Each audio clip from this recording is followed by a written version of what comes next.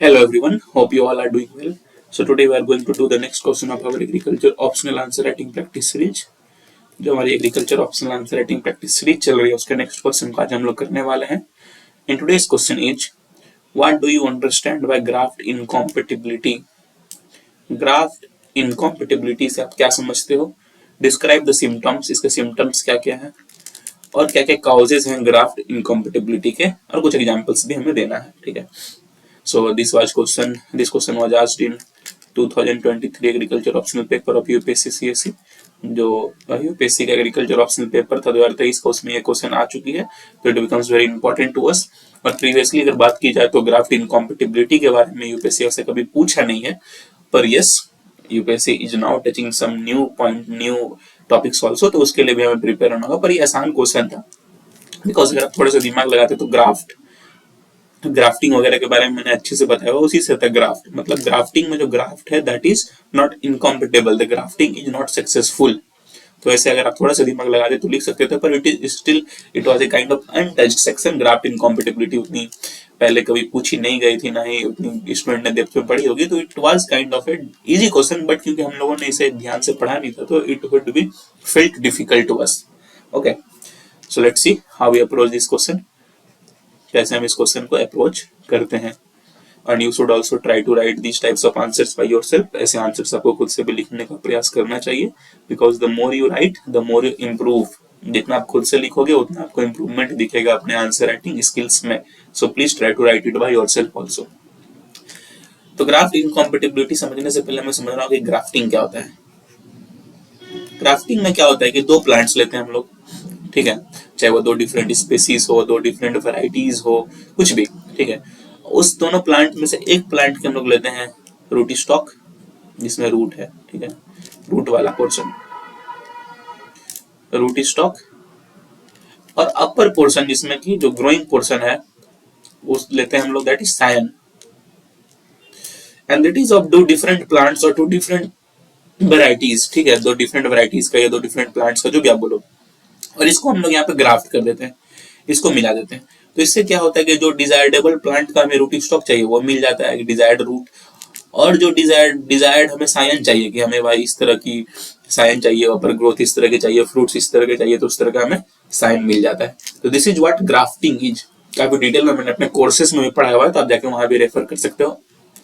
तो जनरली जो जिसकी रूट अच्छी होती है, जो कि डीप रूट है, अच्छे से मिनरल्स और वाटर को ले पा रहा है, तो जनरली हम वो वेल स्टेब्लिश्ड वैरायटी की, जो उस एरिया में स्टेब्लिश्ड है, जिसका कि रूट अच्छा है, उसको हम लोग लेते हैं. और सायन में हम लोग वो वैरायटीज लेते हैं, वो प्लांट लेते हैं जिसके कि हमें डेवलपमेंट अच्छी. मान के चलो मैंगो है, अच्छे समझो इसको, मैंगो है, तो मैंगो में हो सकता है किसी एक वैरायटी की रूट स्टॉक अच्छी है और किसी एक वैरायटी में बड़े बड़े फ्रूट्स हैं, तो हम लोग रूट स्टॉक में लेंगे उनकी जिनकी रूट अच्छी है, और सायन में लेंगे उसको जिसके कि फ्रूट्स अच्छे हैं, बड़े फ्रूट्स हो रहे हैं. ठीक है, सो इस तरह से हमने ग्राफ्ट कर दिया, तो हमें उससे डिजायर्ड वैरायटी मिल गया, रूट स्टॉक भी हमें डिजायर्ड मिल गया, और जो सायन जिस तरह की हमें क्वालिटी चाहिए अपने अपर प्लांट में वो भी मिल गया.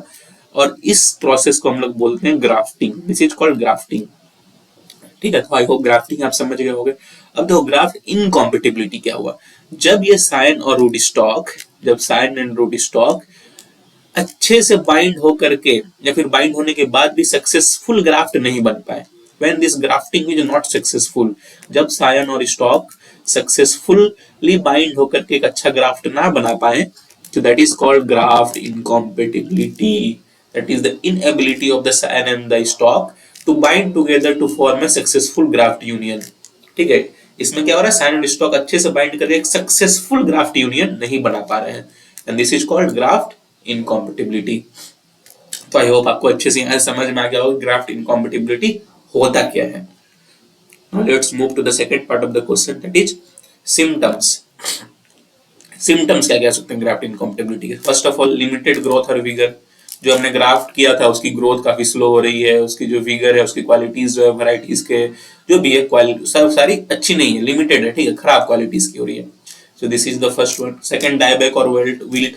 जैसे हमने ग्राफ्टिंग किया वो थोड़ी देर सर्वाइव भी की, फिर धीरे धीरे धीरे ग्राफ्ट के पोर्शन से डायबैक होने लगे. ठीक है, डायबैक में यहाँ से मरना स्टार्ट होगी, सूखना स्टार्ट होगी. अगर आप देखोगे तने तो सूखना स्टार्ट होगी, ब्रांचेस सूखना स्टार्ट होगा, धीरे धीरे विल्ट हो गई है, वो मर गई, तो डायबैक हो गया या विल्ट हो गया. This is another symptom.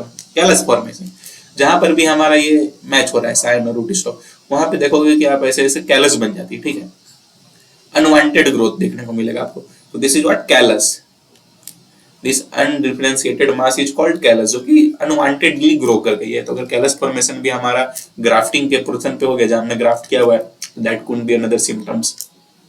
Excessive swelling at graft joint, मान के चलिए हमारा ग्राफ्ट जॉइंट था ऐसे, ठीक है, अब क्या हो रहा है, यहाँ एक्सेसिव स्वेलिंग देखने को मिल रहा है, ऐसे हो गया ग्राफ्ट जॉइंट। दिस कुछ भी अनदर पोर्शन की यहाँ पे स्वेल क्यों कर गया है, शायद यहाँ से मिनरल्स जो भी आ रहे हैं वो ऊपर ट्रांसफर नहीं हो रहे हैं, और यहाँ के जो भी फोटोसिंथेसिस हो रहा है वो भी नीचे ट्रांसफर नहीं हो रहा है, यहाँ पे there is a kind of blockage. तो एक्सेसिव स्वेलिंग हो is another reason. Breaking of at the point of graft joint, क्या हुआ, कभी हो सकता है थोड़ी देर ग्रोथ भी हो, लेकिन उसके बाद जहां पे ग्राफ्ट ज्वाइंट है वहां से वो ब्रेक होना स्टार्ट हो जाए, ठीक है, या फिर टूट जाए, जो भी ट्री वगैरह जो भी हो हमारा वो प्लांट तो टूट जाए। तो इससे क्या हो रहा है कि अच्छे से जो ज्वाइंट नहीं हो पाया था, ठीक है, तो this is another symptom. So these are the major symptoms, और भी काफी सारे सिम्टम्स है इसके। तो जो ऐसे आंसर के ओपिनियन में जो मुझे 4-5 अच्छे लगे मैंने बता दिया, और जो भी आपको सिम्टम्स ऐड करना है you can add in on adding it और आंसर्स, अपने आंसर्स में उसको ऐड कर सकते हो, and please let us know by commenting. और जो भी नए पॉइंट्स आप कभी भी कहीं किसी भी आंसर में ऐड करो तो वो कमेंट करके हमें बताओ, so that we can know that कि आप सही जा रहे हो या नहीं, ठीक है, so that you can do. Now moving to the causes. अब काउजेस क्या क्या हो सकते हैं ग्राफ्ट इनकॉम्पेटिबिलिटी के। तो first cause is the genetic incompatibility.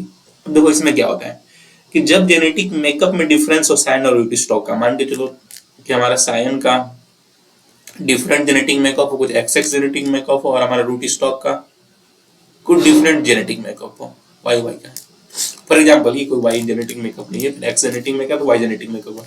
अगर जब इसको आप ग्राफ्ट करोगे, ठीक है, जब भी आपने इसको ग्राफ्ट करोगे तो क्या होगा, जेनेटिक मेकअप के डिफरेंस के वजह से ये अच्छे से ग्राफ्ट नहीं हो पाएगी, this graft will become unsuccessful, so this could be one problem, ठीक है।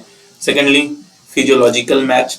फिजियोलॉजिकल मिसमैच में क्या होता है कि जैसे कि मान के चलो कि हमारा सायन और रूट स्टॉक है, दोनों की रिक्वायरमेंट्स अलग है, दोनों की वाटर की रिक्वायरमेंट, न्यूट्रिएंट की रिक्वायरमेंट, हार्मोनल रिक्वायरमेंट्स और अदर रिक्वायरमेंट्स, कुछ भी रिक्वायरमेंट्स, पूरी physiological requirement, hormonal requirement different,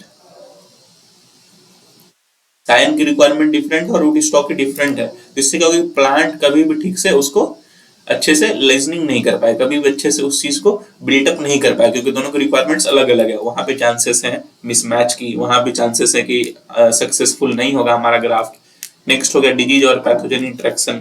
इसमें क्या हो गया, मान के चलो ग्राफ्ट कंपोनेंट्स में हमारे डिजीज कोई प्रेजेंट है, पैथोजन, मान के चलो हम यहाँ से किसी प्लांट का हमने रूट स्टॉक तोड़ा, ठीक है, रूट स्टॉक को अलग किया ग्राफ्ट करने के लिए, हो सकता है कि रूट स्टॉक के यहाँ पे कुछ पैथोजन लगे हों, तो फिर हमने उसके ऊपर से ग्राफ्ट का साइनाइड किया, तो इस पैथोजेंस के वजह से भी यहाँ पे ये ग्राफ्ट कैन बिकम अनसक्सेसफुल, ठीक है।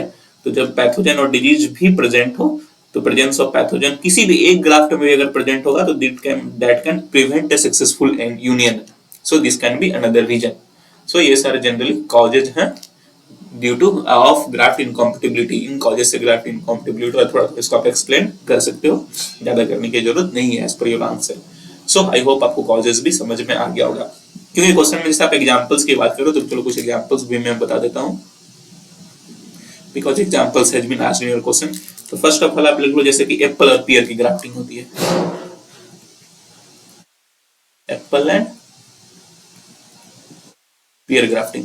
तो क्या कभी कभी क्या होता है, जब भी आप एप्पल और पियर को ग्राफ्ट करते हो, तो क्योंकि दोनों डिफरेंट स्पीसीज हैं, apple is a different species and pear is a different species, तो दोनों का जेनेटिक मेकअप भी डिफरेंट है। जेनेटिक मेकअप क्या है, it is different, so there is high chances कि due to problem in genetic incompatibility ये unsuccessful हो जाता है। काफी बार एप्पल पियर का ग्राफ्ट सक्सेसफुल भी रहा है, काफी बार अनसक्सेसफुल भी रहा है, हाई चांसेस ऑफ अनसक्सेसफुल वहां पे है। So this is one example. और यहाँ किसके वजह से अनसक्सेसफुल होता है, इसमें जेनेटिक इनकॉम्पेटिबिलिटी की वजह से, बिकॉज दोनों के जेनेटिक मेकअप डिफरेंट है। अब अदर देख लो, साइट्रस ग्राफ्टिंग की भी प्रॉब्लम्स होती है। जब साइट्रस दो डिफरेंट वैरायटीज ऑफ साइट्रस है उसको हम लोग ग्राफ्ट कर रहे हैं, ठीक है, तो इसमें क्या होता है कि many times graft incompatibility show करने को मिलता है, ठीक है, ग्राफ्ट इनकॉम्पेटिबिलिटी शो करता है, वो मेनली काफी बार फिजियोलॉजिकल रीजन से भी रहता है, काफी बार जेनेटिक रीजन से भी रहता है। So it is another good example. इसमें भी काफी हाई एंड सक्सेसफुल चांसेस देखने को मिलते हैं। और डिजीज से तो किसी भी ग्राफ्ट में, अगर नॉर्मल आप मैंगो को भी ग्राफ्ट कर रहे हो, अगर वो डिजीज का वहां पे प्रेजेंस है, पैथोजन का प्रेजेंस है, तो इनकॉम्पेटेबल हो जाएगा। सो ये कुछ एग्जांपल्स है, आप दे सकते हो एप्पल, पियर की, सिट्रस की। डिजीज में तो कोई भी अगर ग्राफ्ट लोग, अगर वो डिजीज है, वहां पे पैथोजन प्रेजेंट है, तो वो इनकॉम्पेटेबल ही हो जाएगा, ठीक है, मैक्सिमम चांसेस है उसके। So I hope you understand these things. जो भी पॉइंट्स मैंने अब आपको अच्छे से आज समझाया वो आपको अच्छे से समझ में आ गया होगा। So I hope you will be able to write this answer very nicely. So that is all for today. Please do like, share, and please do subscribe. It takes a lot of hard work to make such videos for you on regular basis. Regular basis पे से videos को बनाने में काफी hard work लगता है। And if you like, share and subscribe, it motivates us to make more such videos for you on regular basis. अगर आप लाइक करते हो, शेयर करते हो, सब्सक्राइब करते हो, तो काफी मोटिवेशन मिलता है हमें कि हम और भी ऐसे वीडियोस आपसे रेगुलरली बना पाए। सो that is all for today. Have a nice day. Thank you.